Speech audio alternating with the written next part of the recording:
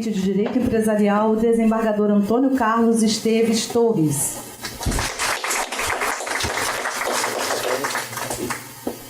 O professor doutor pela Faculdade de Direito da PUC-Rio e especialista em propriedade intelectual, doutor Pedro Marcos Nunes Barbosa.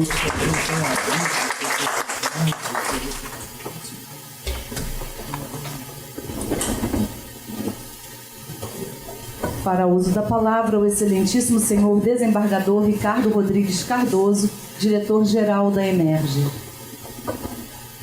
Desembargadora, primeiro, bom dia a todos. Desembargador Antônio Carlos Esteves Torres, professor Pedro Marcos Nunes Barbosa, senhores e senhoras aqui presentes, eu estou muito feliz de estar aqui abrindo a centésima, me parece, 27ª reunião do Fórum de Direito, Fórum Permanente de Direito Empresarial da EMERGE, que nos traz um tempo presidido pelo desembargador Antônio Carlos Esteves Torres, de um dinamismo incansável. Sempre com temas, sempre idealizando reuniões, onde se debate temas dos mais atuais e complexo, porque é mais ou menos como eu vejo, e daí o interesse de assistir a esse debate, frustrado, devo dizer, porque diante do horário, eu sei que nós estamos atrasados, mas diante do horário eu não vou poder permanecer aqui para assistir a palestra do professor Pedro Marcos e posteriormente do desembargador André Fontes, mas o tema, como eu disse, é um tema atualíssimo, né? Os tempos mudam e o direito naturalmente acompanha essas mudanças. E na minha época nós falávamos direito comercial, né? Depois passamos para o direito empresarial, mas eu já não estava mais, já era magistrado, né? Mas naquela época nós estudávamos era direito comercial e não direito, depois a nomenclatura passou para o direito empresarial. E hoje, com a internet, com esse novo tempo, que eu digo que é de uma revolução tecnológica, até o conceito de empresa, né, que era aquele conjunto de bens que reunidos para fomentar a atividade econômica, até a forma que isso é visto foi alterada no meu sentido, né? Diante dessa tal revolução tecnológica que vivemos no dia a dia. Até porque hoje nós falamos do comércio virtual, do e-commerce, né? E outros termos são usados, domínio, site, as negociações, a aceitação de propostas, como ela é feita. Se nós pegarmos o nosso Código Civil hoje já fala isso, mas se pegarmos o Código de 16 e a aceitação, a formação dos contratos, os momentos de formação do contrato era outro, né? Então, isso tudo diante dessa tecnologia, dessa rapidez toda, isso mudou, está sendo alterado e tem que ser discutido, porque até nós magistrados, nós ficamos às vezes no impasse, professor, não é? De como para decidir certas matérias que envolvem esse comércio, esse tipo. Então, daí o interesse que me desperta, e acho que desperta a todos os presentes, esse tema.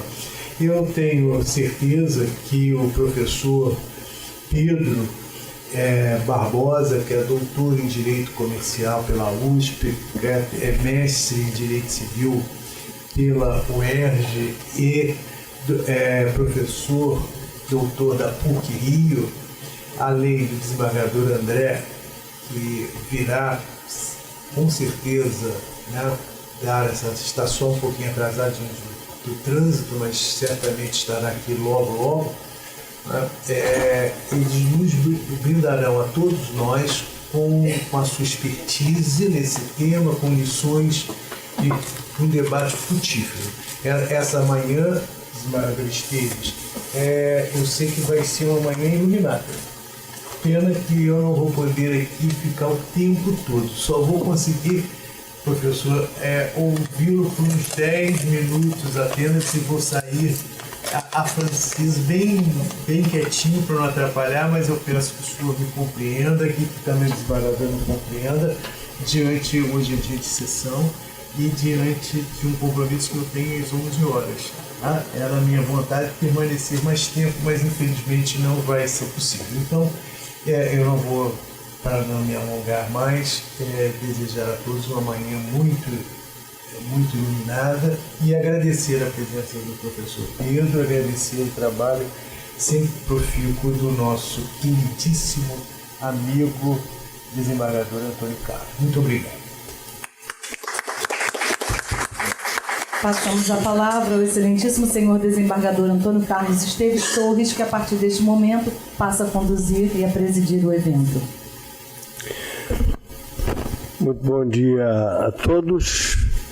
Muito obrigado pela presença que sustenta o prestígio da EMERGE. Senhor diretor,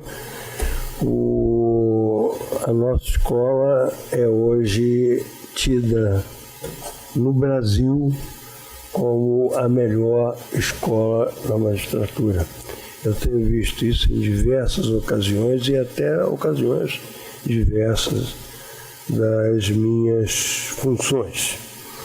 E tanto isto é verdade que nós vamos hoje falar sobre um assunto que domina o mundo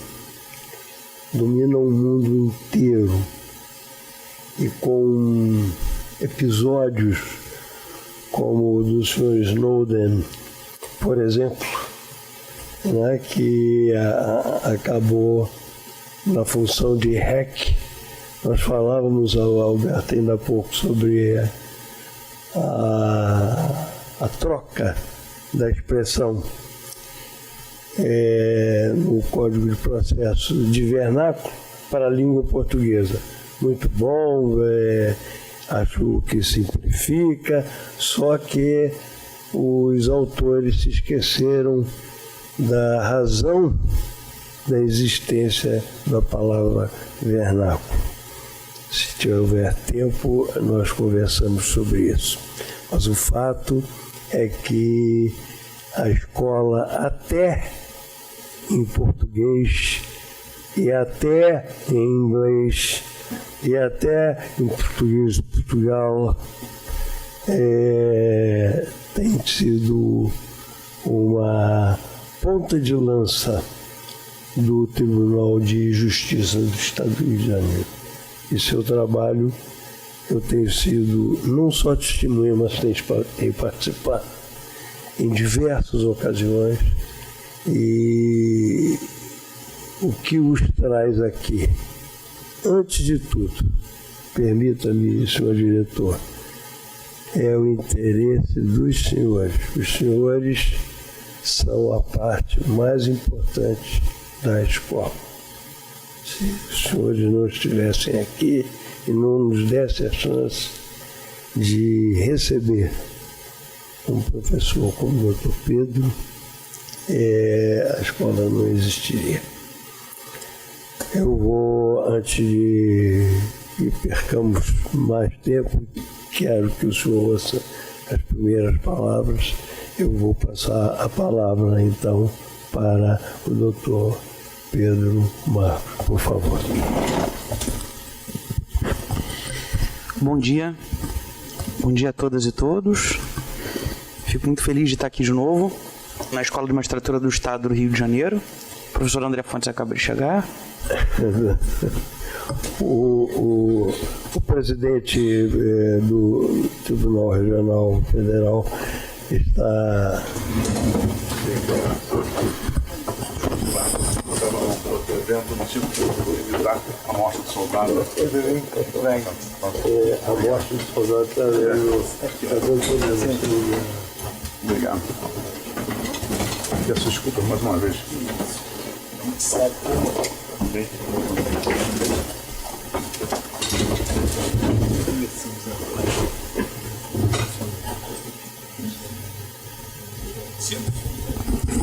Na dúvida, sigo. Bom, então, bom dia a todas e todos. Eu estou muito feliz de estar aqui na Escola de Magistratura do Estado do Rio de Janeiro. E hoje vou falar um pouco sobre um tema que foi objeto de estudo, né, na Faculdade de Direito do Largo de São Francisco, a USP, onde eu tive muito gosto de estudar, onde, por exemplo, o professor André Fontes está cursando o seu segundo pós-doutorado com o mesmo professor, o professor Newton Silveira, que foi o meu orientador e é o supervisor do professor André. Muito bem. Como objeto da minha fala, eu separei aqui um breve roteiro dos temas principais que eu gostaria de falar. Quando falamos em estabelecimento empresarial ou estabelecimento comercial, há milhares de nuances possíveis de serem abordadas. E, por óbvio, isso não seria cabível num evento onde eu tenho mais ou menos 30 minutos para falar. Mas o que eu gostaria de falar hoje é um pouquinho sobre a origem dos estabelecimentos chamados de virtuais ou estabelecimentos imateriais. Ainda, falar um pouco sobre a classificação desses estabelecimentos, se é útil uma classificação deles, por que seria útil, se seria apenas uma forma de referir esteticamente a essas nomenclaturas. Vamos falar de um tema que é muito caro à doutrina italiana, que é a ideia de aviamento, né? Não de acorsatura, mas sim de aviamento, as transformações havidas pelas tecnologias cibernéticas no ambiente dessa expectativa razoável de lucro futuro. Vamos chegar aos desafios contemporâneos. Eu separei 3 casos concretos para que a gente reflita e, enfim, espero ao final da minha fala chegarmos a uma conclusão que seja consentânea com os tópicos pretéritos. Então, indo direto ao ponto, eu escolhi 2 grandes comercialistas do mundo, um italiano e um brasileiro, ambos já falecidos, mas eu queria começar por Asquini. Alberto Asquini muda a história do direito comercial no mundo com o seu Profili de Imprese. E nesse texto, que foi traduzido para o português nos anos 70 pelo fantástico Fábio Conder Comparato, na Revista de Direito Mercantil, esse é um texto necessário para todas e todos. Ele aborda a ideia de perfil poliédrico da empresa. Quando alguém usa, né, a palavra empresa, o signo empresa, há uma série de significados possíveis para essa expressão empresa. Um deles é o significado subjetivo, né? É o perfil subjetivo da empresa, da sociedade empresária, do empresário. O outro é o perfil corporativo da empresa, geralmente estudado pelos amantes do direito do trabalho, as relações endógenas do sujeito de direito, por exemplo, entre empregador e empregados, entre prestadores de serviços endógenos e o tomador de serviços. Mas também, e o principal deles, o perfil da atividade econômica organizada com a finalidade lucrativa. Então vejam, por enquanto temos 3 perfis de uma ótica poliédrica, no sentido de muitos lados, da palavra empresa. A atividade econômica organizada, o sujeito de direito, o perfil corporativo intrínseco. Quando nós comparecemos a um estabelecimento comercial, por exemplo, tem um que eu gosto muito, eu gosto de comer sanduíches num estabelecimento chamado Talho Capixaba. E eu noto que, em geral, os funcionários estão felizes. Eles gostam de trabalhar lá, aparentemente eles não sofrem nenhum tipo de assédio moral, eles fazem piadas, eles estão bem-humorados, brincam entre si. Isso é uma ótica de um perfil corporativo da empresa bem aviada. Você vê que os funcionários estão em harmonia, eles não estão deprimidos, eles não estão se lamuriando, eles estão contribuindo com um serviço de alta qualidade. Mas o quarto e último perfil, que é o objeto da minha fala de hoje, é o perfil objetivo, da empresa, que é o estabelecimento empresarial. O Oscar Barreto Filho, esse professor que está do lado direito em cima, ele foi um dos grandes comercialistas do século passado no Brasil, e a USP pode-se dizer que é a alma mater, talvez, dos grandes comercialistas brasileiros. Eu poderia falar de alguns, por exemplo, Valdemar Ferreira, que é meu favorito, inclusive o filho do doutor Valdemar Ferreira, hoje em dia ministro do STJ, o doutor Antônio Carlos Ferreira. Há histórias fantásticas com os comercialistas da USP, e um deles foi Oscar Barreto Filho, pouco lido, menos citado ainda.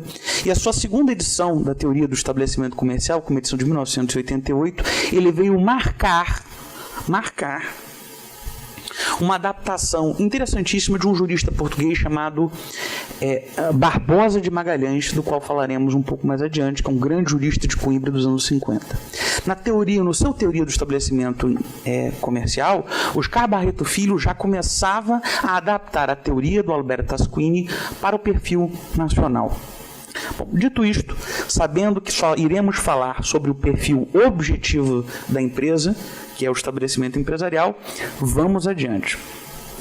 Separei aí um outro jurista português, também professor de Coimbra, chamado Ferrer Correia, que nos lembra de que quando nós falamos de estabelecimento, nós não estamos falando apenas de uma aglutinação de bens, uma simples superposição de coisas e bens imateriais, mas sim de uma organização que gera um valor, uma mais-valia própria, em virtude do bom ornamento que dialoga entre todos esses elementos do estabelecimento empresarial.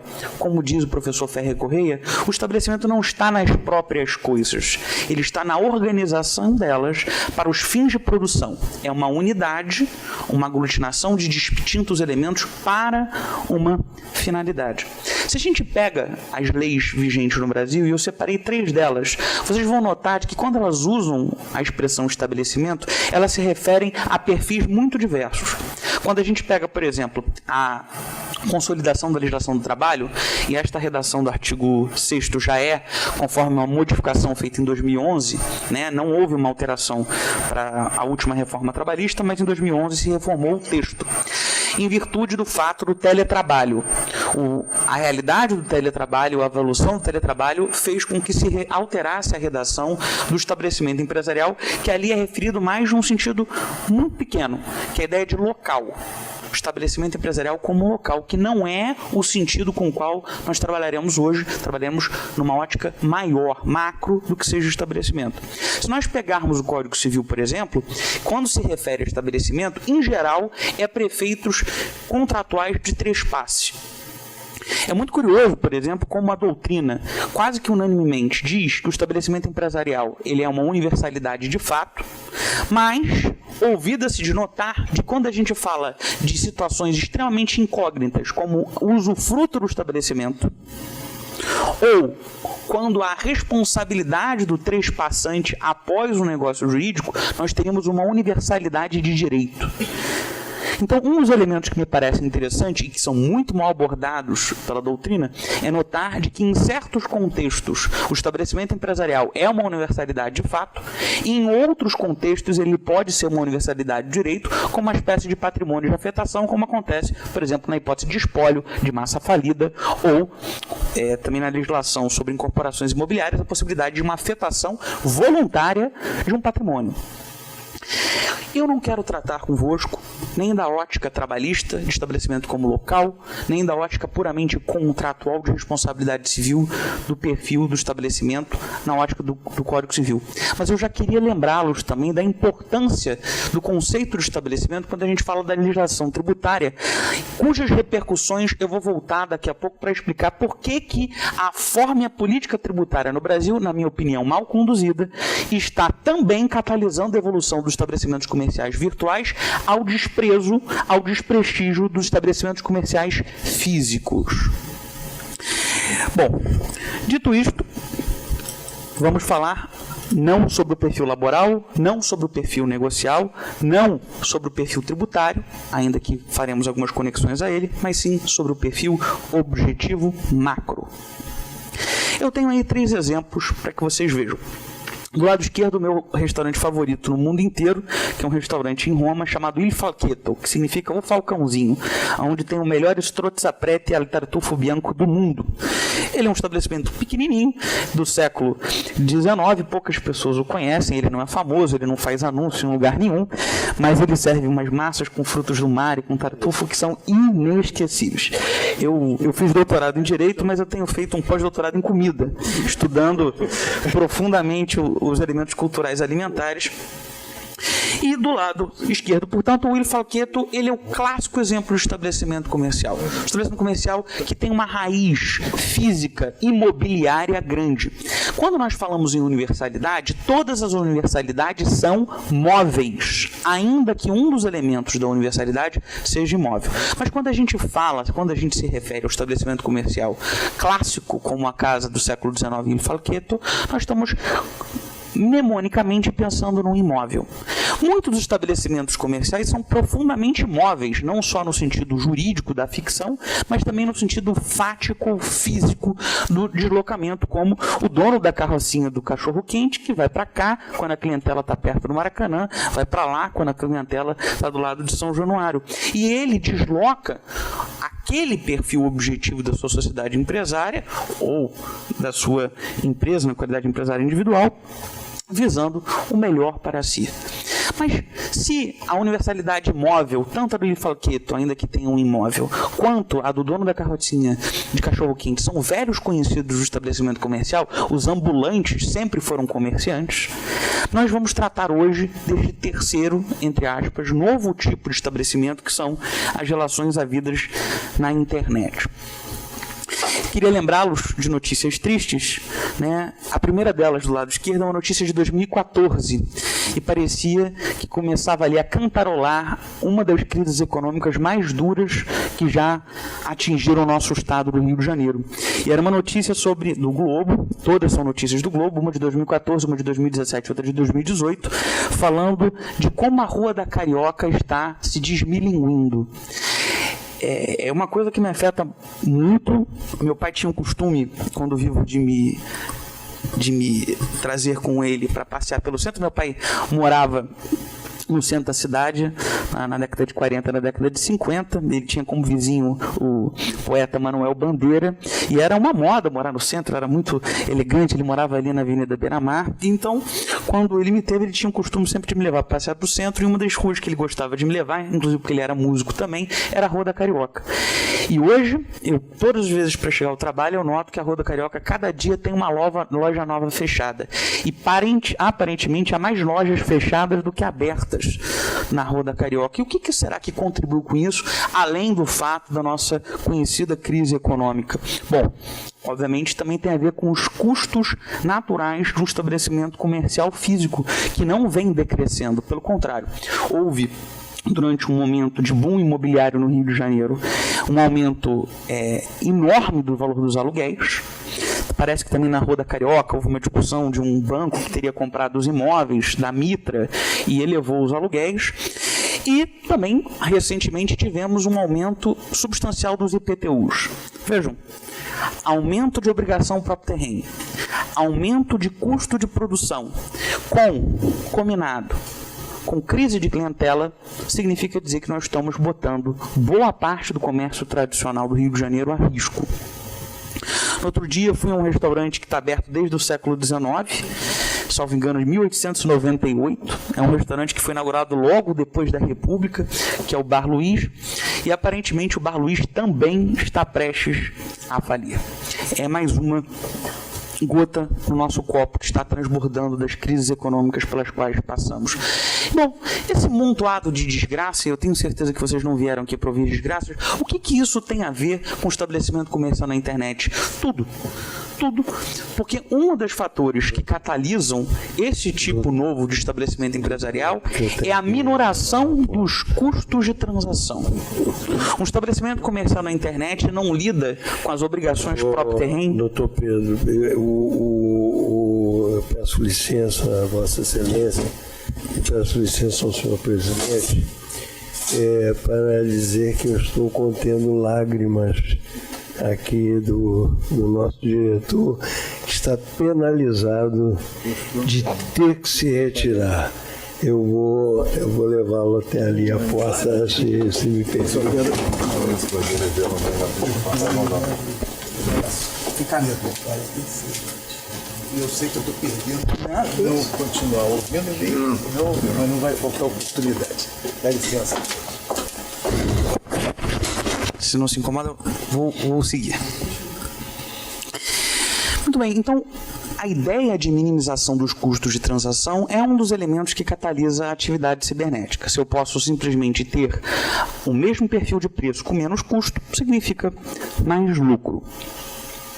No entanto, não é verdade que apenas o aumento dos valores dos aluguéis em cidades portuárias como Rio de Janeiro e, recentemente, o aumento das obrigações de próprio terreno como o IPTU, massificada no Rio de Janeiro, foram os únicos responsáveis pelo aumento da atividade do comércio eletrônico.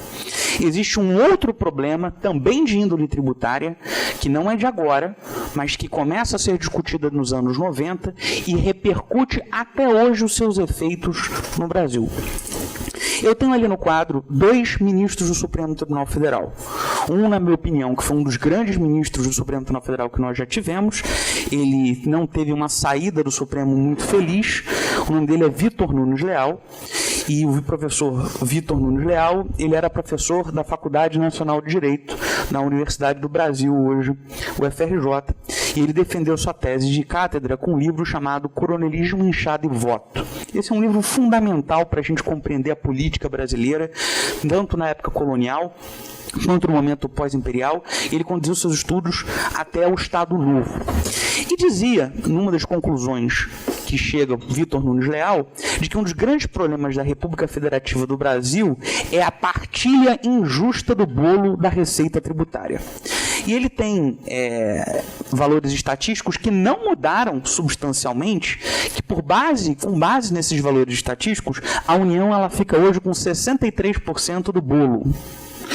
Os estados com 28% do bolo da receita tributária e os municípios, sempre de maneira chinfrim, com apenas 9% do valor da receita tributária. Então, quando a gente pensa em políticas de índole local e do porquê que essa partilha do bolo sempre foi desigual, para evitar que o poder centralizado sofresse com as elites municipais, nós entendemos também porque há uma enorme crise dos municípios hoje em dia. Mas o que isso tem a ver com o estabelecimento comercial na internet? Tudo.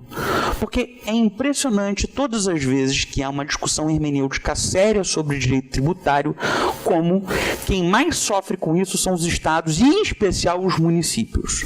Não estou falando apenas pelo fato de que as contribuições não são devidamente partilhadas e de que boa parte da receita tributária no Brasil advém de contribuições e não de impostos, mas sim de que quando nós discutimos impostos, em geral, há uma série de decisões do Supremo Tribunal Federal para desfavorecer os entes federativos municipais e estaduais. Eu quero dar apenas um dos exemplos.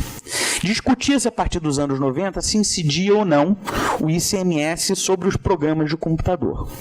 E o Supremo Tribunal Federal chegou com uma solução, ao meu ver, um pouco engraçada, de que depende.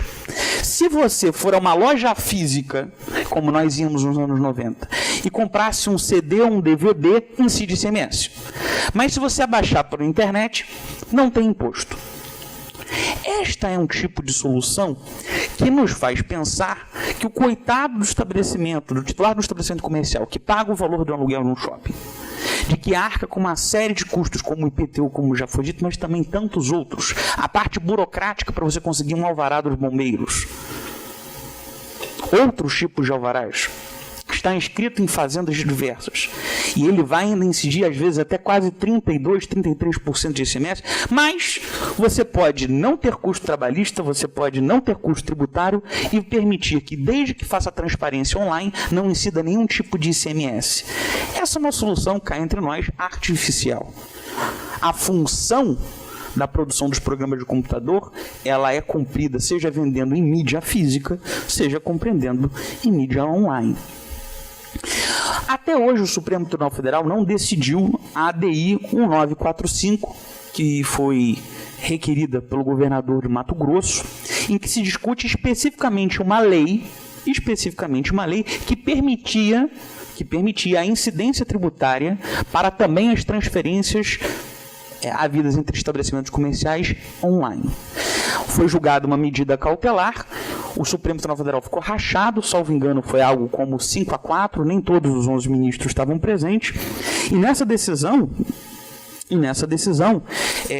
uma corrente forte, que foi a corrente do relator Dr. Galotti, hoje já aposentado, mais do Dr. Henrique Ricardo Lewandowski, foi no sentido de que eu não poderia ter a incidência do ICMS para a hipótese dos estabelecimentos comerciais virtuais, por exemplo, na compra e venda ou licenças de programas de computador. Vejam, ainda que não tenha sido este um entendimento predominante na medida cautelar, porque o mérito até hoje não foi julgado, é este o tipo de pensamento que levou a uma grande disparidade dos custos havidos entre os estabelecimentos comerciais virtuais perante os estabelecimentos comerciais tradicionais, o que resultou também no fato de que a gente hoje quase não acha lojas de computador que vendam um programa de computador. Hoje em dia as pessoas já adquirem programas de computador diretamente na internet e isso tem como razão a não incidência tributária, segundo uma parcela significativa da doutrina, que aliás, cá entre nós, alguns autores de direito tributário ousam dizer de que como o programa de computador é tratado como direito autoral no Brasil e como eu tenho imunidade tributária para livros, logo o programa de computador é livro. Esse tipo de gambiarra jurídica faz, repito, com que se aumente a distinção entre a partilha do bolo tributário da União com o pobre Estado do Rio de Janeiro e, obviamente, com o pobre município do Rio de Janeiro. Portanto, pensem agora naquelas antigas locadoras que nós sempre íamos nas sextas-feiras buscar filmes e tínhamos que rebobinar, senão nós éramos multados. Elas foram absolutamente acabadas em virtude do fato de que o tipo de locadora que é possível fazer nessa nova ordem de incidência ou não incidência do ICMS, incidência ou não incidência de ISS, é o Netflix. E vejam, hoje a discussão, obviamente, nós sabemos que todos esses estabelecimentos comerciais online que são fortes, que são conhecidos, o Netflix é um deles, o iFood é outro deles, todos eles já sabem que eventualmente serão tributados. E quando eles começam a ter medo de serem tributados, porque o serão, a briga agora é ICMS ou ISS? E a resposta é sempre a mesma. Eles querem sempre o ISS, não para lutar pelo aquele discurso do ex-ministro do Supremo Tribunal Federal, professor da UFRJ, de que a receita do bolo, coitadinho dos municípios, é simplesmente que a alíquota tributária do ISS é até 5% e no mínimo 2%, enquanto o ICMS é até 30 e tantos por cento. Então, no começo, a briga era não ser tributada. Agora, a briga é, somos a favor dos municípios. Balela. Nós somos, segundo eles, são a favor da elisão tributária. Eu não estou falando de evasão, eu estou falando de elisão tributária. Planejamento para pagar o mínimo possível. Passada essa ótica meramente introdutória, eu queria falar um pouquinho sobre as classificações do estabelecimento empresarial. E é um engano pensarmos que o estabelecimento comercial na internet foi o primeiro tipo de estabelecimento empresarial. O primeiro tipo de estabelecimento empresarial virtual, e eu vou explicar o que eu quero dizer com virtual, foi ali inventado por um padre brasileiro chamado Roberto Landel de Moura, que foi o rádio. Roberto Landel de Moura, nem em vida, nem pós-morte, é devidamente reconhecido, porque por alguma razão a gente tem um mau hábito de não prestigiar o inventor nacional, de não prestigiar a doutrina nacional. Parece que a gente tem um pouco espírito de vira-lata, porque falava Nelson Rodrigues. Precisamos prestigiar o que é de bom e o que é daqui. Roberto Landel de Moura foi um dos inventores do rádio. E o rádio é o primeiro exemplo do estabelecimento comercial virtual. Já vou explicar o que eu quero dizer com virtual. O segundo exemplo do estabelecimento comercial virtual foi criado por um britânico chamado John Baird, que foi a televisão. A televisão, na minha opinião, foi o segundo tipo de estabelecimento comercial virtual que o mundo conheceu. O terceiro deles, que é o objeto da minha fala, é a internet. E o grande ponto de interesse, a grande vicissitude, transformação entre o rádio, a TV e a internet tem a ver com a possibilidade sincrônica de interlocução por nós, os consumidores, os utentes. Enquanto, por exemplo, numa comunicação havida por telefone, nós temos um ponto 11, eu tenho um locutor e um interlocutor.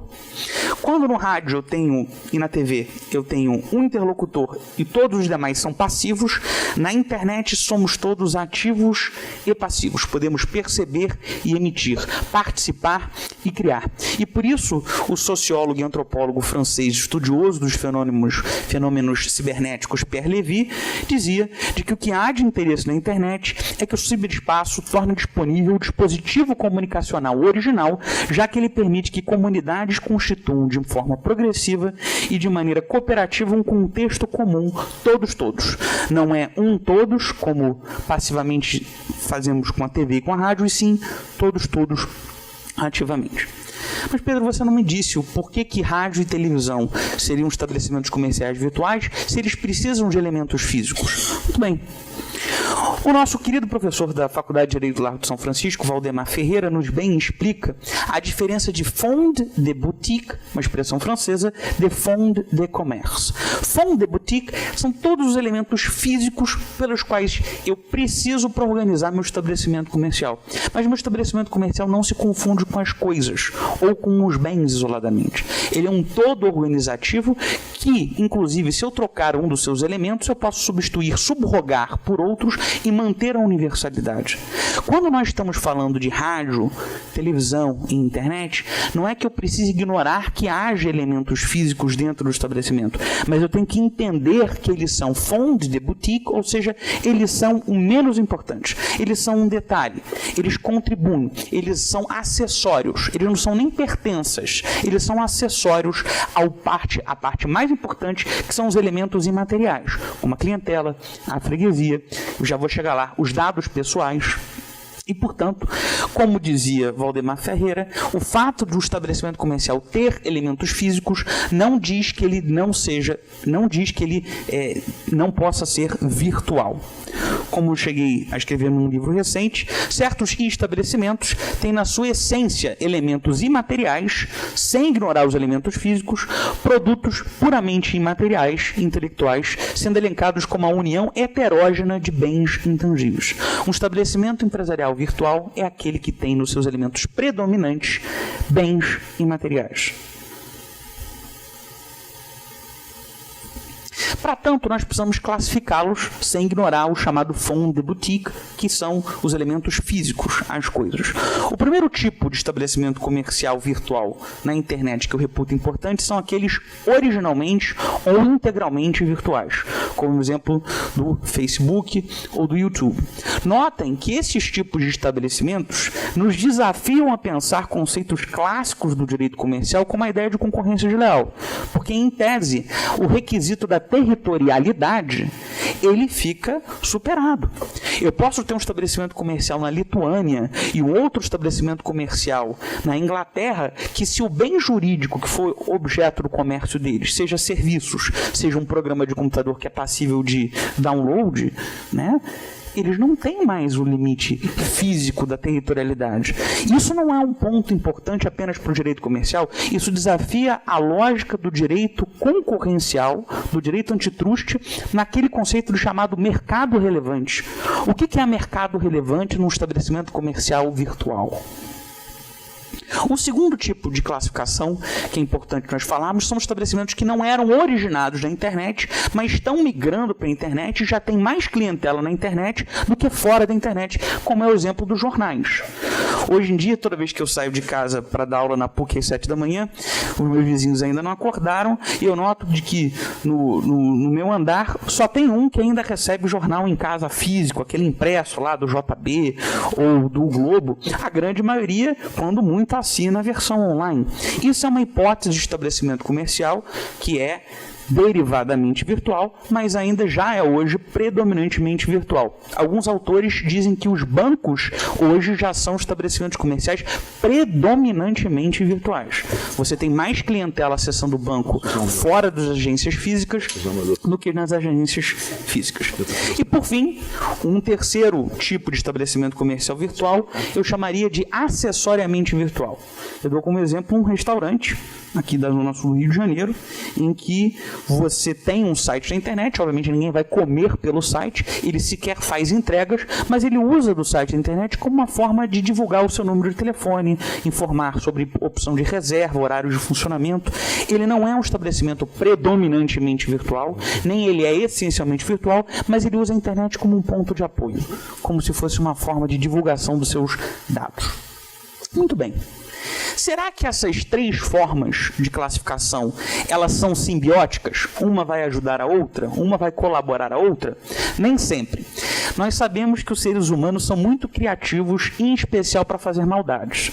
Eu trouxe aqui um caso que foi julgado pelo Superior Tribunal de Justiça, particularmente interessante, de um estabelecimento comercial famoso, eu não vou dizer o nome, mas enfim, o processo ali é público, enfim, e que esse estabelecimento comercial alugava um imóvel dentro de um shopping center. Não sei se todas e todos estão acostumados com os tipos de contratos havidos no shopping center, mas nos shopping centers, além de pagar o aluguel, certos meses do ano você paga um aluguel extra, alguns deles cobram uma parte de participação nos lucros. Ele praticamente se aproxima de um contrato de índole societária, não puramente de locação, mas também de locação. Eu tenho um típico contrato misto, que envolve elementos de tipos contratuais distintos. Muito bem. Esse estabelecimento comercial teve uma ideia. Como ele queria partilhar o mínimo da sua receita de lucro com o shopping além do aluguel, ele instalou terminais, computadores dentro da sua loja e estimulava os seus consumidores a, olha, ao invés de você ir ali no caixa, que tal você entrar aqui na minha loja, você compra online e eu te dou um desconto. Por que ele fazia isso?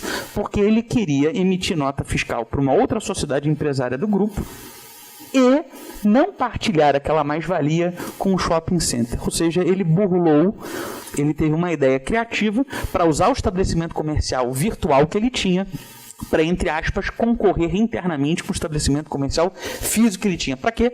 Para dividir menos lucros com o shopping center. Isso chegou ao Superior Tribunal de Justiça, porque foi utilizado como uma causa de despejo, ou seja, de violação do contrato havido com o shopping center, e o Superior Tribunal de Justiça, mantendo o acórdão e a sentença, entendeu que aquilo era uma violação e, portanto, vejam que eu posso usar simbioticamente, em tese, um estabelecimento comercial virtual com um estabelecimento comercial tradicional, mas, nesse caso, essa simbiose tinha maldades, ela tinha maledicências. Chegando à terceira parte da minha fala, eu queria um pouquinho trabalhar com uma grande revolução à vida sobre a ótica da doutrina tradicional, sobre o que seria aviamento. Muitos autores, sejam aqueles que seguem a linha francesa do aviamento, da corsatura, ou daqueles que seguem uma linha francesa de fonds de commerce, de fonds de boutique, eles pegam no fato, por exemplo, em Tullio Ascarelli, mas também em Cesare Vivante, para dizer que, em síntese, aviamento seria a expectativa razoável de lucro futuro advinda do aviamento. Ou seja, que aviamento depende de organização e aquela organização, se bem a vida, gera expectativas razoáveis de lucro futuro. Até aí nenhum problema. Notem que todos os autores, eu escolhi aqui dois, na minha opinião, o autor do melhor livro sobre estabelecimento comercial já escrito numa língua, pelo menos que eu saiba ler, que foi o José Maria Vilhena Barbosa de Magalhães, professor de Coimbra. E um outro autor muito importante, chamado Francesco Carnelucci, que escreveu, eu usei a tradução em espanhol, na década de 30, um livro chamado A Uso Capião da Propriedade Industrial, que, aliás, é um tema que eu noto que é pouco tratado no Brasil, que é a ideia de usucapiabilidade de bens imateriais. Bom, esses dois autores, trabalhando com o conceito de aviamento dentro do perfil objetivo da empresa, eles fazem uma distinção sobre a relevância da clientela e da freguesia para o fato de que esta clientela e freguesia não é endógena ao aviamento. Ela é exógena ao aviamento, ou seja, ela é uma qualidade do aviamento, mas ela não é um elemento do aviamento. Por que isso é importante? Pensem por um minuto num trespasse. O caso clássico de trespasse na doutrina e na jurisprudência brasileira é o caso em que houve a advocacia de Rui Barbosa contra JX Carvalho de Mendonça. E, apenas um minuto, o JX Carvalho de Mendonça, nesse caso, ele levou a surra da vida dele. Qual foi o caso? Naquela época, nós não tínhamos nem Tribunal Federal de Recursos, nem tínhamos STJ, nós tínhamos muitas vezes que as apelações já eram dirigidas ao Supremo Tribunal Federal, no Supremo Tribunal Federal ali na Cinelândia. Muito bem. Depois de vencer o caso no Supremo Tribunal Federal, né, por grande maioria de votos, o cliente mudou de advogado e contratou o Rui Barbosa para advogar para ele nos seus embargos de declaração. Ou seja, o caso já perdido para o cliente do Rui Barbosa no Supremo Tribunal Federal, o cliente do Rui Barbosa faz um subestabelecimento e contrata o Rui Barbosa, que pede ao seu grande amigo JX Carvalho de Mendonça que veja um negócio jurídico processual, no começo dos anos 20, que o conceda mais prazo do que os 5 dias. E o JX Carvalho de Mendonça, seja pela amizade com o Rui Barbosa, seja pelo fato de que talvez ele fosse um pouco arrogante, ele disse: não, você quer 60 dias? Eu te dou 60 dias para você fazer os embargos. Eles fizeram um negócio jurídico processual que foi homologado por um ministro do Supremo, repito, no começo do século XX, quando isso não era discutido pelos processualistas. Neste ínterim, Rui Barbosa contratou pareceres de Cesare Vivante, de Carnelucci, de todos os grandes juristas europeus da Inglaterra, da França, da Itália, dos Estados Unidos, que estudam um fenômeno do chamado goodwill, trouxe esses pareceres para fazer uns embargos de declaração com efeitos modificativos e virou a causa. Então, a primeira lição que a gente tira disso é nunca dê prazo para o Rui Barbosa. A segunda lição que a gente traz desse caso, que é um caso de trespasse industrial, do Conde Álvares Penteado, é de que há sempre um conflito, numa hipótese de trespasse, da ideia de reestabelecimento. Eu fiz o trespasse, ou seja, eu fiz um negócio jurídico com o perfil objetivo da empresa, uma outra pessoa vai tocar naquele negócio doravante, mas o que o alienante do estabelecimento comercial pode fazer depois de alienar, né? Depois de transmitir a titularidade? E por isso que eu digo que o aviamento, segundo a doutrina tradicional, não tem a clientela como elemento endógeno. A clientela é uma consequência da organização do estabelecimento. E por que isso é importante? Repito, porque a internet e os estabelecimentos comerciais virtuais vão transformar o vínculo entre a clientela e o aviamento. Eu escolhi 2 autores contemporâneos para dialogar, repito, com Carnelucci e com Barbosa de Magalhães. Um deles tem origem indiana, mas é um professor da Universidade de Indiana, e o outro é um autor americano chamado Andrew King. O primeiro, o Siva Vaidyanathan, nos chama a atenção de um ponto importante que poucas pessoas notam. Em primeiro lugar, a Google, ao contrário do que todo mundo imagina, não é uma sociedade empresária que tem como atividade econômica organizada principal conectar as pessoas a achar informações. A Google é uma sociedade de publicidade. Ela ganha dinheiro com publicidade. Tudo que ela faz para nós é meramente acessório da sua atividade principal de fito publicitário. E diz mais, Siva Vaidyanathan, professor da Universidade de Indiana: a Google não tem em nós consumidores. Nós somos produto da Google. O que ele quer dizer com isso? Ele quer dizer que, com base nas nossas preferências de acesso, nos nossos cliques, nos nossos costumes de sites que eles vão frequentar, eles coletam esses dados informacionais, vendem para terceiros fazerem publicidades mais eficazes, para que a gente não receba, por exemplo, uma publicidade sobre taxidermia se a gente não tem nenhum interesse nos empalhadores, que a gente não receba publicidade sobre curso para ourives, quando no máximo que a gente pode falar sobre joias é que a gente gosta delas. O Google absorve os nossos dados pessoais, que são valores da personalidade, e os comercializa com um fito publicitário. E por isso, como diz Andrew King, nossos amigos sabem o que a gente prefere. O Netflix, por exemplo, começa a sugerir séries que estão dentro dos nossos padrões de gosto. Porque, repito, nós passamos a fazer parte do aviamento. Antes éramos qualidade, no mercado do estabelecimento comercial virtual, nós somos elemento do estabelecimento. Nós não somos consumidores, nós somos o produto. Os nossos valores da personalidade se tornam insumo mercantil. Qual é a discussão sobre isso? Fábio Conder Comparato, quando trouxe para o Brasil a tese de Claude Champeau, já na década de 70, escreveu seu clássico, O Poder de Controle na Sociedade Anônima, nos chamava a atenção de que a grande discussão da contemporaneidade do capitalismo odierno não é mais da propriedade dos bens, e sim sobre o controle dos bens. E hoje temos pouquíssimo controle sobre os nossos dados sensíveis, que são objeto, produto desses estabelecimentos comerciais virtuais na internet.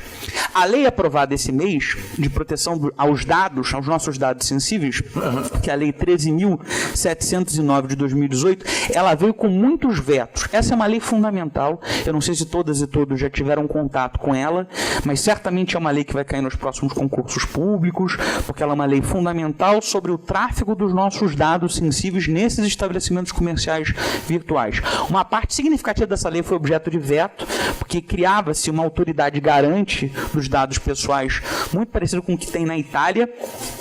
Se porventura tiverem curiosidade em estudar a ideia de proteção dos dados pessoais em termos de doutrina italiana, o grandiosíssimo professor que escreveu Il terribile diritto, Stefano Rodotà, tem um dos seus capítulos dedicados à ideia de privacidade, propriedade e controle. No Brasil, o professor Danilo Doneda traduziu uma das obras do professor Stefano Rodotà, chamado Vigilância na Sociedade de Controle. Há alguns outros autores que também pesquisam a matéria, mas não há nenhum texto significativo escrito sobre essa nova lei que saiu este mês de proteção dos dados pessoais, e ele trata deste insumo fundamental do estabelecimento comercial virtual, que somos nós, os nossos dados e nossas informações. Já estou acabando. Não por isso, professor, porque nós ficaríamos a ouvir. Eu sei que o senhor tem mais a dizer, está até reduzindo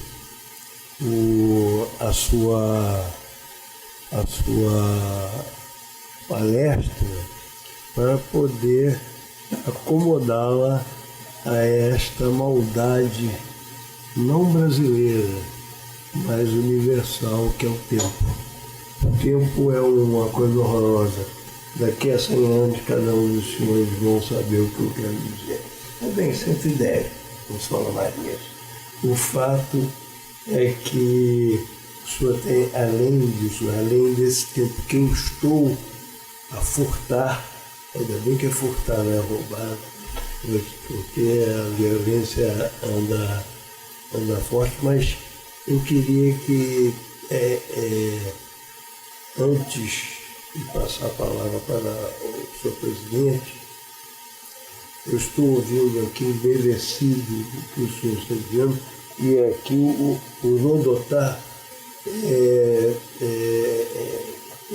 tem uma ligação especial que eu não vou dizer agora, porque eu não sou palestrante, eu sou o ouvinte. Mas eu vou pedir licença antes do senhor terminar, porque eu já vi que o senhor deu aquele suspiro que em ópera chama-se dó de peito, né? E fica durante aqueles segundos, parece que a pessoa vai morrer, né? Eu vi que o senhor inspirou-se para a... Mas eu queria prestar uma homenagem a ambos.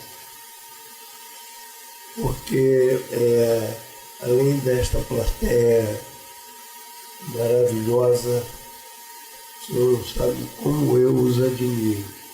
E vou pedir licença aos senhores para provar a minha admiração aos senhores, chamando dois colegas meus, professores, juízes de varas empresariais, e que eu queria que eles ouvissem daqui este ranfinale que o senhor nos prepara. Doutor Alberto, por gentileza, quero tomar o seu lugar aqui. E Maria da Penha, por favor. É porque eu queria prestar essa homenagem aos senhores, que são dois juízes empresariais que estão aqui a apresentar a homenagem que Vossa Excelência merece e que Vossa Excelência merece. Eu não tenho uma forma melhor de trazer representantes dos senhores, são os senhores que estão aqui, para dizer o quanto eu me sinto orgulhoso de estar hoje, em especial hoje, aqui a pedido do senhor diretor, que é um cavalheiro, é uma pessoa de uma educação, de uma classe, de uma distinção. Esta interrupção, professor, foi apenas para que o seu dó de peito, venha explodir no ambiente como só mesmo Rigoletto o faria. Por favor. Obrigado. Bom, prometo, vou tomar só mais 5 minutos do tempo de todos e todos. Alô? Estão me ouvindo? Muito bem. Então, o que eu quero dizer com isso? E eu separei 3 casos para a gente ver as discussões havidas especificamente sobre estabelecimentos comerciais virtuais que nos importam, aqueles havidos na internet. Se a gente comparar a fala de Rubens Requião e o Rubens Requião está aqui delimitando a ideia de que quando eu faço, por exemplo, um trespasse, a clientela não vai junto, ela pode ir junto. A proteção do sujeito que é beneficiário do trespasse, ela é contra os meios ardilosos havidos pelo alienante do estabelecimento, mas não pelo fato do alienante do estabelecimento eventualmente se restabelecer e eventualmente reconquistar a clientela. Essa cisão apartada entre aviamento, ou seja, a expectativa razoável de lucro futura advinda da organização do perfil objetivo, com a clientela. O estabelecimento comercial virtual, ao ter os nossos dados sensíveis como seu principal produto, aproximam a ideia de aviamento e de clientela. Inclusive porque nós sequer precisamos ser clientes, basta que nós tenhamos consumido uma vez só, sejamos meros fregueses, para que este produto, nós, passemos a fazer parte do controle informacional, diminuindo a assimetria informacional da atividade empresarial. Então, como diz Bauman, o capitalismo não entregou os bens às pessoas, os nossos dados sensíveis, foram entregues aos bens. Os 3 casos que eu queria discutir, esse talvez seja o tipo de caso mais comum havido na internet, que é a ideia dos links patrocinados. Eu tenho 2 concorrentes na internet, um deles é famoso, às vezes o outro não é famoso, e o que não é famoso contrata um serviço do Google ou de qualquer outra dessas sociedades de publicidade, Yahoo, todas elas, que usam o mecanismo de buscas para catalisar a sua atividade publicitária, e ela marca a marca, o nome de domínio, o nome de empresa, o título de estabelecimento, qualquer um dos elementos imateriais do estabelecimento comercial virtual do concorrente, para que você jogue aquela palavra do concorrente e apareça o outro, o que contratou a publicidade. A jurisprudência tanto do TJ do Rio de Janeiro quanto do TJ de São Paulo, que são os 2 tribunais que mais julgam esse tipo de ação de concorrência desleal e de violação de marca, de nome de domínio, de título de estabelecimento, de trade dress, tem sido muito tranquila de reconhecer esse tipo de esperteza, de malandragem, de gambiarra, como ato ilícito e ato abusivo. Um outro tipo de discussão, essa menos comum, mas muito importante, são aquelas havidas por sites tidos como de avaliação. TripAdvisor, Reclame Aqui, são sites em si que não prestam um serviço finalístico, mas elas servem como um banco de dados de acreditamento. Então, ao invés de você comprar a minha falecida mãe, Danúzia Bárbara, ela era uma crítica gastronômica e ela escrevia guias de restaurantes. Então, antigamente, nos anos 90, nos anos 80, era muito comum as pessoas buscarem um especialista para procurar a opinião dela para ir ou não a um restaurante. Hoje em dia, a gente procura o acreditamento não do expert, mas de uma pessoa comum como nós, que teve uma experiência como nós, boa ou ruim, e a partir dessas experiências boas e ruins, a gente toma a decisão de escolher um hotel, de escolher um restaurante, de escolher uma pousada. Esses sites de acreditamento coletivo, TripAdvisor e Reclame Aqui, eles reúnem críticas, às vezes duras, às vezes leves, às vezes construtivas, e nem sempre os titulares de estabelecimento comercial ficam felizes de receberem críticas negativas. Muita gente acha que liberdade de expressão é só para as pessoas ouvirem aquilo que elas querem ouvir. Ou seja, liberdade de expressão só vale para ouvir elogio e aplauso, o que não é verdade. numa sociedade democrática de direito, a gente vai ter que lidar com a acidez. Até aí nenhum problema.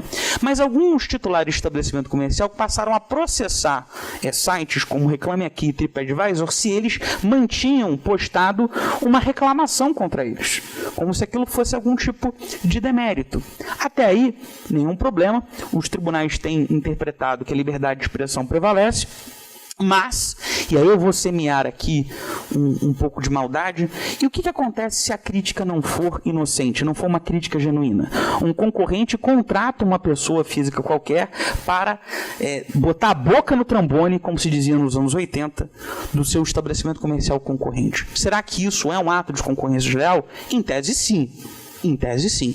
Nesse caso concreto, era uma ação judicial entre o titular do estabelecimento e o titular do estabelecimento comercial virtual que armazenava as críticas. Mas há muitas ações judiciais, inclusive contra consumidores.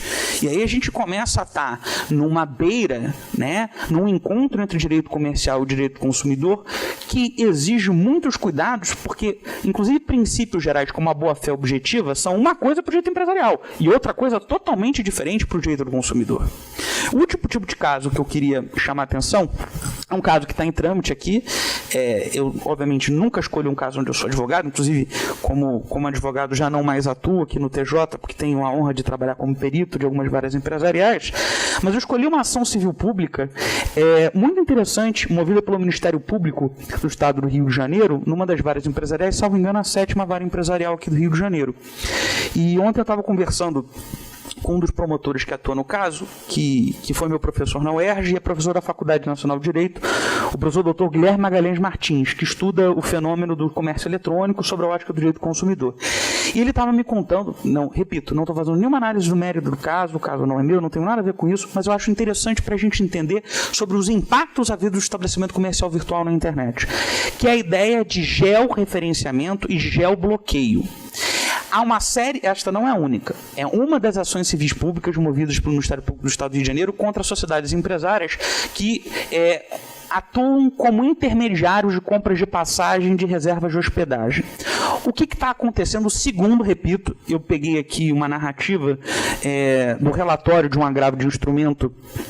A tutela de urgência foi negada em primeira e segunda instância, não há decisão de mérito, mas a acusação do MP é esta, é só isso que eu estou apresentando para a vossa reflexão.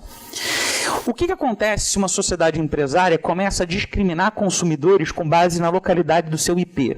Então, o IP, por exemplo, no Sudeste, o preço da passagem aérea é mais alto do que o IP de uma outra parte do Brasil.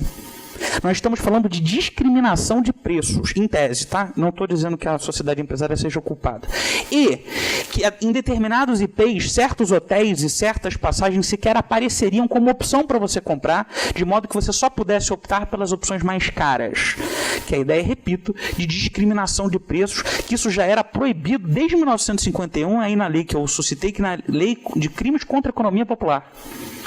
Não está mais na moda, ninguém fala dela, mas os valores que ela traduz ainda são sujeitos à proibição e tutela, seja pelo CDC, seja pela Constituição. Um dos fenômenos que a gente vai ter que aprender a lidar, a eventualmente sancionar, se for isso que está acontecendo, é a ideia de geobloqueio informacional e de discriminação de preços com base em IPs. Como é que eles fazem isso? Por exemplo, se alguém naquele computador, naquele IP do Sudeste, clica para comprar produtos de luxo, bolsas, sapatos, relógios, maquiagem, ele já vai aparecer para você com preço mais caro. Se você só faz compra de bombom garoto no determinado outro rincão do país, ele aparece outras opções de passagem para você. E é esse tipo de violência que nós podemos sofrer, que é típica do comércio eletrônico virtual, onde a assimetria informacional ela cresce pelo nosso desconhecimento tecnológico. Chegando ao final. Para concluir, o que nós podemos tirar desse recorte bem pequenininho que eu fiz de um assunto tão complexo que é o estabelecimento comercial na internet? Em primeiro lugar, que o estabelecimento comercial na internet é apenas o terceiro tipo de estabelecimento virtual. Nós vimos o rádio como o início desse fenômeno, a televisão como o desenvolvimento desse fenômeno e hoje a internet.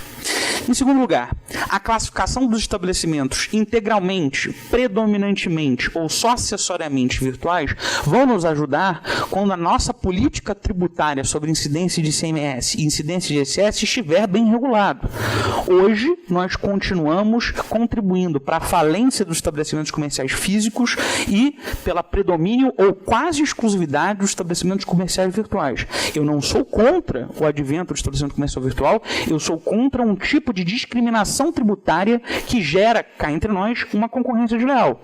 Vejam, será que o poder público está estimulando uma concorrência desleal, já que uns pagam tributos e outros não para a mesma finalidade? Isso é uma questão regulatória que merece reflexão. Ainda, nós precisamos levar a sério esse fenômeno da incidência tributária, porque não há nenhuma diferença finalística de comprar um DVD físico, uma mídia, ou fazer um download da internet. A única discussão é que o Estado deixa de arrecadar e o Estado e o município não são favorecidos por essa partilha tributária injusta. Ainda, a ideia de estabelecimento comercial virtual, ela bota em xeque o princípio da territorialidade da concorrência. Estabelecimentos da Lituânia e estabelecimentos da Botsuana podem ser concorrentes num caso concreto se o bem da vida for puramente imaterial, como um jogo online, como um programa de computador, como uma obra audiovisual disponível para alocação de licença de uso. Se, de um lado, esse ambiente digital minimiza os custos de produção e distribuição, de outro, nós estamos mais fragilizados. Possíveis fenômenos como georreferenciamento, bloqueio de IPs e discriminação de preços podem acontecer e nós já sofremos com isso num fenômeno da propriedade intelectual chamado importação paralela, que um dia merece uma discussão própria. Mas isso não pode ser banalizado. Então, para terminar, eu separei uma citação de um professor de Harvard, chamado Joseph William Singer, que escreveu um livro chamado Não há liberdade sem regulação. E diz ele, mercados são supostos, a gente quer os mercados para servir os nossos interesses, permitindo que a gente age de acordo com as nossas preferências. Mas uma coisa que a gente quer e espera é que essas leis protejam as nossas legítimas expectativas nas relações mercantis. Nós não queremos apenas a liberdade de escolher os termos dos nossos contratos, o que cá entre nós já não acontece com os contratos de adesão. Mas a gente quer mais do que isso. Nós, além de queremos negociar eventualmente os nossos contratos, a gente não quer ser enganado, nem ter a nossa esfera jurídica violada. Muito obrigado pela atenção. Muito obrigado, professor Pedro, mais essa vez. E a nossa dívida com Vossa Excelência vai ficando impagável, muito semelhante à dívida que nós tínhamos nos anos 70 com os bancos americanos. Nós levávamos cartas, e eu fui portador de umas 2 ou 3, já sabendo que nós não pagaríamos, porque nós não tínhamos dinheiro, mas diríamos que devo, não levo, pagarei quando...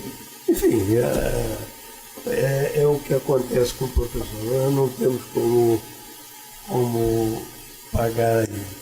E hoje vai ser um dia de dívida interminável, porque eu vou passar a palavra a uma das pessoas mais gentis, mais inteligentes, mais cultas que eu já conheci na minha vida. E além do mais, humilde. A humildade só tem quem tem bagagem. Não adianta eu ser humilde se eu não tenho como demonstrar que eu sou humilde, porque eu não tenho o que dar. Ele não só tem o que dar, mas também dá. Eu vou passar a palavra ao professor presidente André Freitas. Bom dia a todos. Eu vou fazer um pequeno resumo das considerações. Vou dar à eminente magistrada, a doutora Maria da Penha, e doutor Luiz Alberto Carvalho Laude, meu caríssimo amigo, obviamente amigo, embaixador Esteves Torres, e parabenizar o doutor Pedro Marcos pela brilhante exposição. Mas eu acredito que o que eu vou dizer aqui não é a verdade, talvez uma ideia de verdade, uma perspectiva. Eu queria chamar a atenção em premissas por causa do tempo. A A primeira é que, quando eu iniciei o curso de Direito, logo depois das aulas, eu vi algumas contradições. Eu sabia que a ciência é baseada em contradições. Objetivo, tudo é diferenciar. Mas, logo no primeiro semestre da faculdade, nos primeiros semestres, primeira discussão, que até hoje eu luto no tribunal para resolver. Aprendíamos nome da sociedade anônima. A primeira observação que chamaria para verificarmos como é conflitante o tema da nomenclatura do comercial foi a forma de abreviar a sociedade anônima, S ponto a ponto. E a luta é que a vida inteira eu nunca usei barra, nunca usei barra. Para mim isso é um erro gravíssimo. E eu, lá no tribunal, já pedi ao sistema de computadores para não usar barra no SA, porque não existe sociedade por ações como a figura societária. Dentre outras discussões, estão as outras nomenclaturas, que também são mal utilizadas, na minha opinião. Mencionou-se aqui a CLT, que toma a empresa como empregadora. Acho que Portugal está mais certo. Chama a entidade empregadora. Ou melhor, a CLT fala em empresa, no seu artigo 2º. Portugal usa o termo entidade empresarial, que me parece mais correto. Pode ser uma sociedade ou outra situação imaginada. Mas, no nosso país, a noção de empresa ela ficou um pouco deturpada, porque a origem dela é a de atividade. É uma atividade, ou seja, algo em desenvolvimento, não é algo estático. Se está estático, não é empresa. Também eu acredito que, por problemas variados, nós não temos como traduzir certas palavras. Por exemplo, mencionei a expressão empresa, que é uma atividade. Mas os estrangeiros, por exemplo, os italianos, eles fazem uma distinção entre a atividade empresarial, me parece correta essa distinção, e a organização empresarial, que eles chamam de azienda, com Z. Igual ao som de pizza, o alemão também de si. Essa palavra, como a palavra espanhola, em castelhano, hacienda, com H, teria que ser correspondente à palavra fazenda em português. Mas Portugal, por razões históricas, linguísticas, não teve a mesma adoção, não adotou o mesmo critério. Eu sigo, peço licença ao Dr. Pedro Marques para dizer isso, a orientação que é de alguns autores brasileiros, dizendo que não há tradução para a palavra italiana azienda, porque ela não é igual à empresa. A azienda é uma organização. É que nós não estudamos a teoria das organizações, mas a ideia de organização não se confunde com atividade. E para que essas coisas fiquem mais claras, quando eu me formei, um cliente que dizia, André, a empresa, aí ficava fazendo os gestos com as mãos como se fosse um corpo vivo. E eu lendo Rocco, ele dizia, ele dizia assim, o direito comercial, quem criou foi o comerciante. Quem não foi comerciante não vai saber nunca. Se você não foi comerciante, você não vai saber nunca. E aí, para o cliente meu, eu falei, ele está quebrando, não está? Tá, eu quero ser sócio seu aí por alguns meses. Para sentir a emoção. E durante 3 anos eu fiquei enfrentando todo tipo de problemas com o advogado para entender em que estava metido. Hoje eu sinto isso na pele, quando eu falo de azienda, de empresa. Eu fiz isso, participei. A empresa quebrou no mau sentido, não no mau sentido, no sentido mais formal. Mas, então, a palavra empresa, que no Brasil tem sido usado para no sentido de entidade, de pessoa jurídica, não deveria ser assim. Por outro lado, por conta de uma série de discussões, desse processo que houve entre Rui Barbosa e Carvalho de Mendonça, a discussão sobre fundo de comércio, que é uma expressão de origem francesa, é usada na França, na Bélgica, no Quebec, é usado. Mas ela não tem a tradução, não é, na minha opinião, peço aqui licença para dizer isso, idêntica a estabelecimento, como alguns pregam, e sigo aqui a orientação de Ponte Miranda de que não há sinônimos. Não acho que a azienda e o fundo de comércio também sejam idênticos. Os franceses e italianos não fazem isso, essa identificação. O fundo de comércio é algo estático, é um conjunto de elementos que não estão afetos diretamente à atividade. Eles podem gerar atividade, mas na azienda, a organização é destinada à atividade empresarial. Para mim, estabelecimento é uma unidade. Uma unidade complexa afeta a empresa.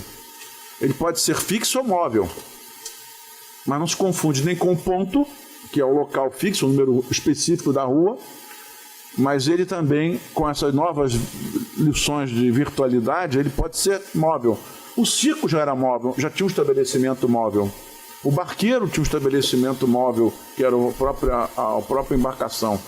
Então, a ideia de estabelecimento não me parece seja identificada com o fundo de comércio, nem com a hacienda.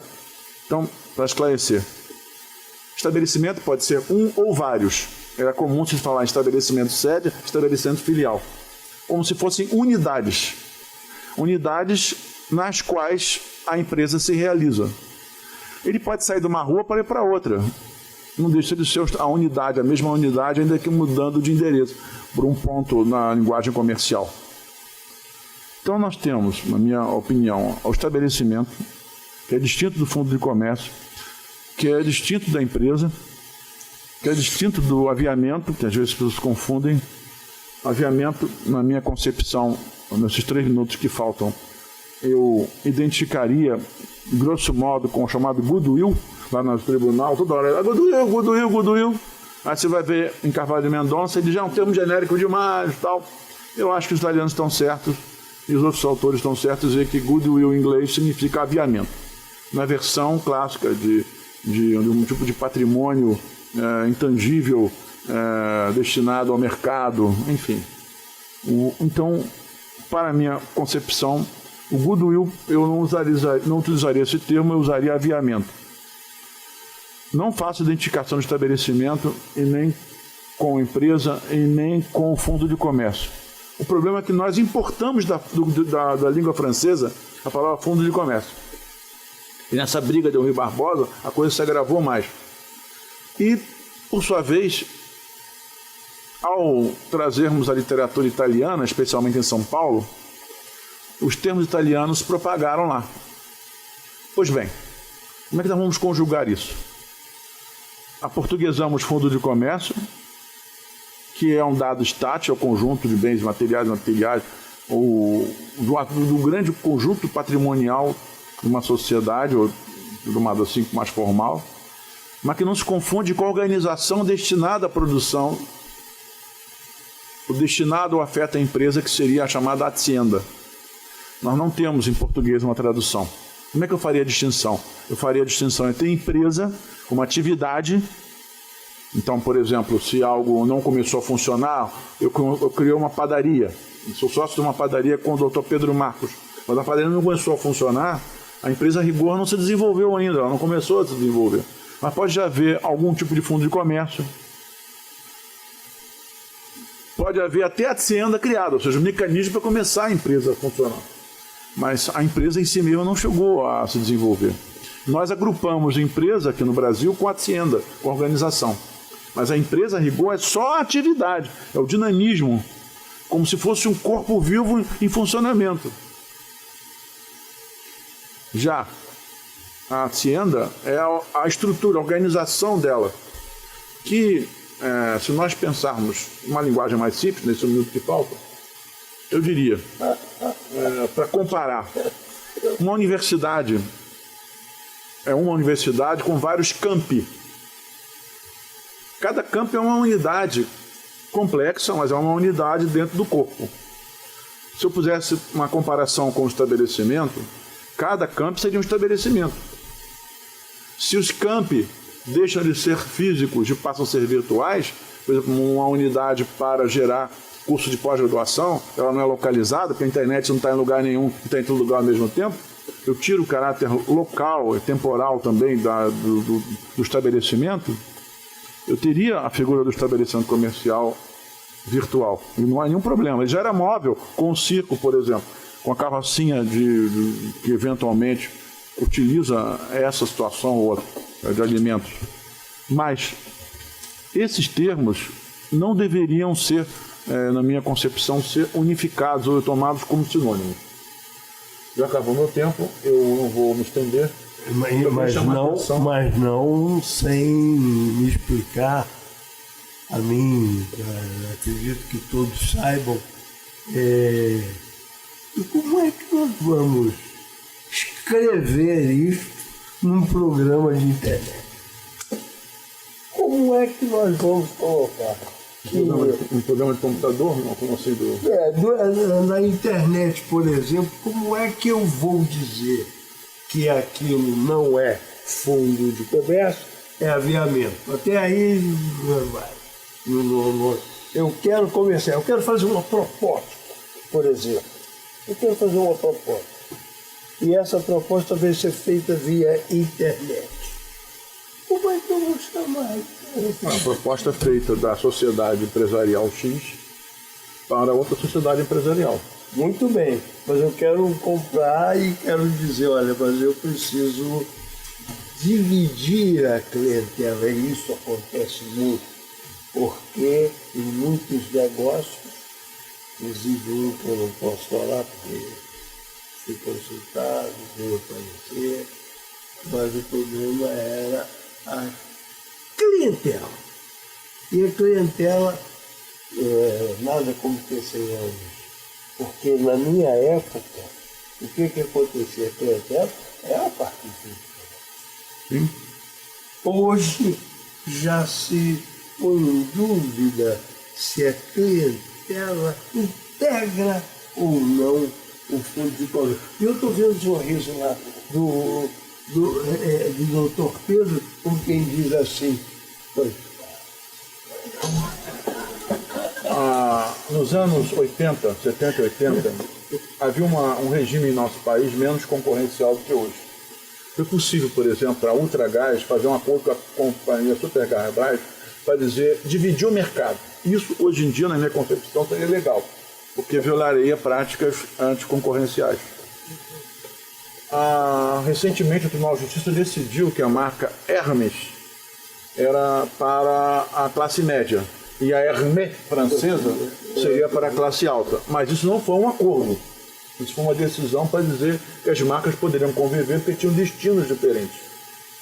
O que eu chamaria a atenção é que acordos de clientela que podem ser feitos internamente, peço até licença para mencionar aí, que dividem clientela já estabelecida, é possível e é bom lembrar que tem que fazer acordo com os russos, porque eles não sabem que estão sendo dirigidos para um e para outro.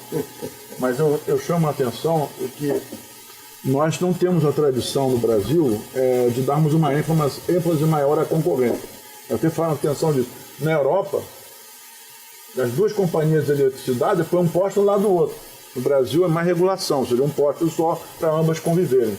Então essas regras de concorrência deveriam ser preservadas. Então a ideia de transferência de clientela não é tão aberta quanto se imagina.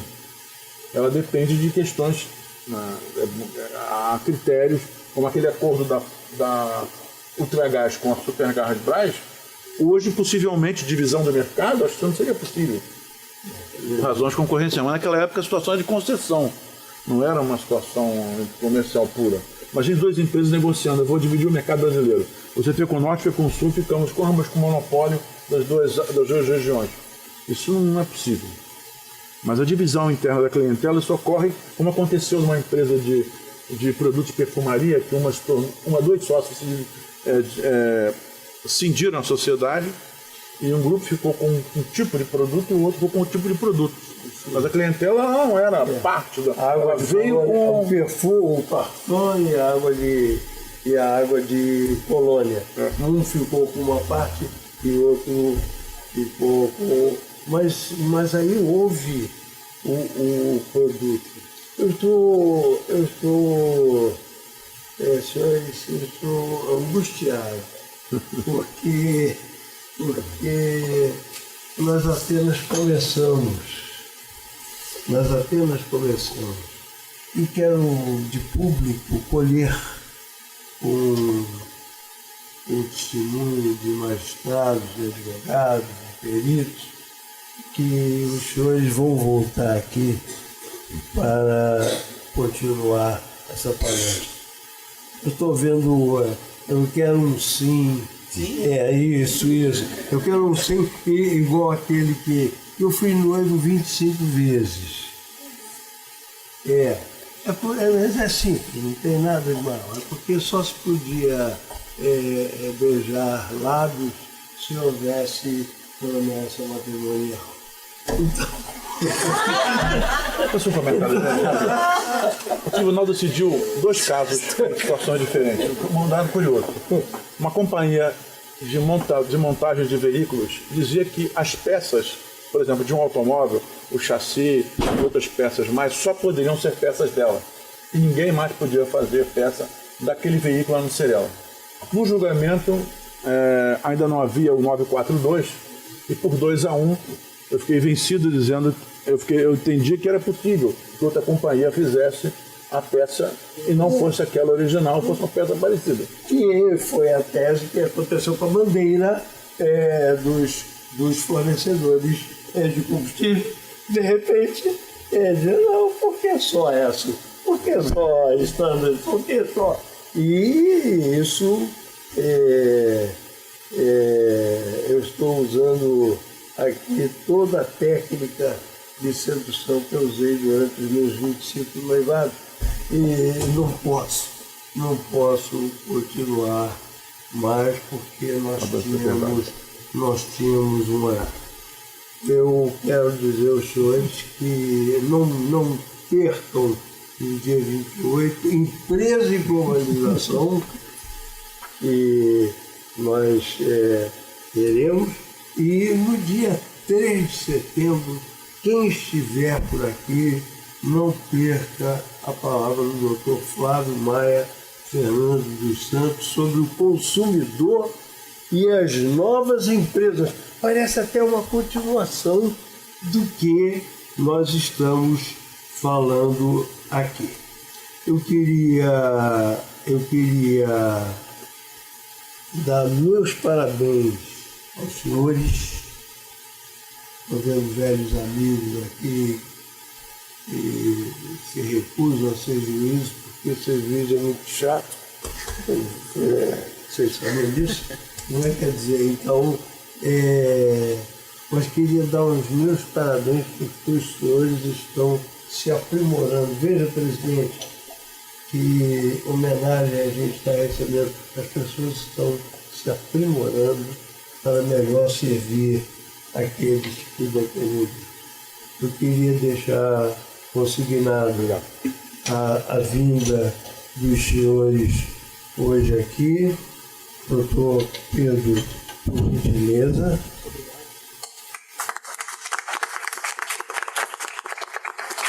Senhor presidente, eu devia colocar aqui, como o senhor me homenageou uma vez, que ele uma vez me homenageou, me botou assim, desembargador federal. E desembargador federal deve ser mais, né? E ele queria tirar o cartaz e eu não deixei, eu escondi, ainda dobrei, enfiei no bolso, furtei no outro, furtei. O único desembargador honorário do Tribunal Regional Federal. É o único desembargador honorário, ou seja, existe uma placa. Senhor presidente, por favor. Obrigado. Eu quero agradecer a presença desses 2 colegas maravilhosos. Eu que agradeço, envaidecido. Isso é uma deferência poder estar na mesma mesa que pessoas tão ilustres, tão brilhantes. Com certeza. São 2 pessoas maravilhosas. E esse tribunal ainda vai dar muita alegria para todos nós. Inclusive a de termos entre nós o que é para todos uma honra e um privilégio. Muito obrigado por isso.